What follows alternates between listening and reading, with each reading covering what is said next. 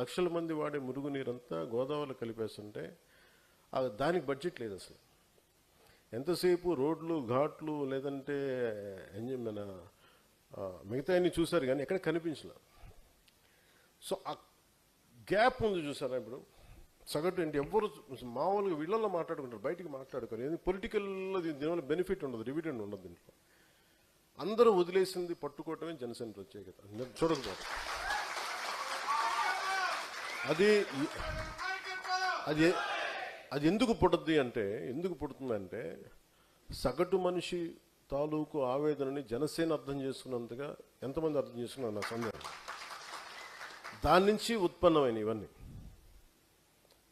So మీరు ఆ భావాన్ని మీరు సంపూర్ణంగా మీరు అలవర్చుకుంటే, if you become an embodiment of Janasena ideology, మీరు జనసేన భావజాలానికి మీరు ఒక రూపం అనేది మీరు కల్పిస్తారు. మీరైతే మార్పు చాలా తక్కువ వ్యవధిలో